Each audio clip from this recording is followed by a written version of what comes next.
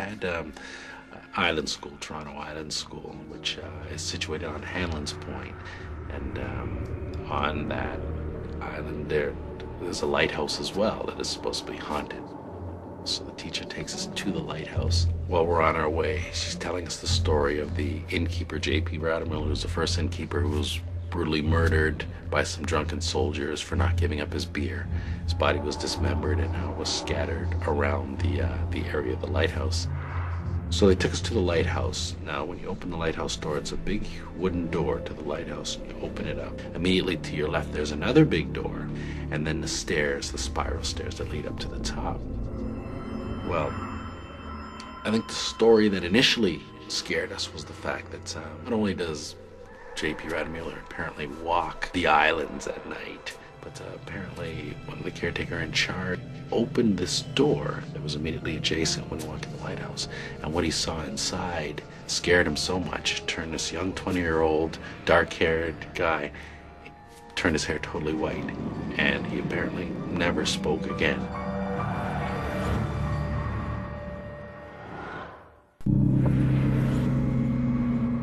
Later that night, we were sleeping in a dorm setup. 1 or 2 in the morning, I wake up. I look around, and of course, no one's awake. Everyone's sound asleep.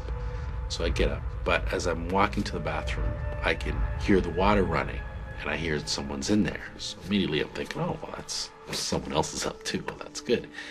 Well, I walk into the washroom, and the first thing I see is caretaker. He's at the far end, and he's mopping the floor. I said to him, hi, and he said, hi, you're up pretty late. And I said, yeah.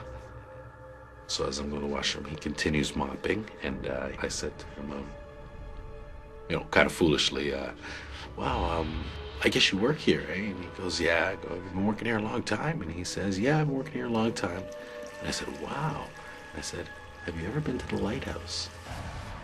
And I think to this day, I've never had anyone look at me quite the way this guy looked at me. It was fear, shock, all rolled up into one. He glared right at me, never took his eyes off me, put the mop down, and walked out the whole time looking at me as he walked by me. So that's fine. So he left, and I proceeded on my way and went back to bed. Well, the next morning we're around in the yard, and we're getting ready to leave. And I say to one of the teachers, I said, Miss, I saw the caretaker with the white hair.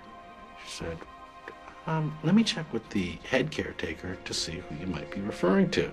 They walk back over to me, and he says to me now, he says, what caretaker did you see? And I said, young guy, white hair, he had on blue overalls, and, just mopping the floor.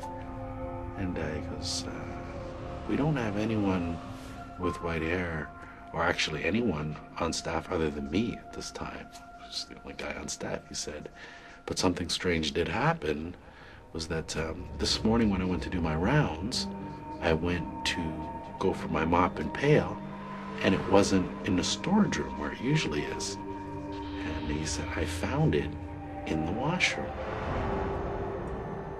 So, did I see a ghost? I don't know. And then I started thinking, did I dream it? No, I don't sleepwalk. I'm a light sleeper.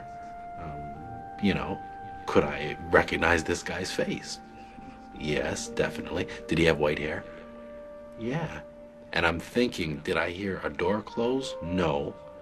Did I even hear footsteps, although I can remember him wearing work boots? No, actually. I found it to be a little creepier later on, when you start putting the pieces together as to, to what I might have seen.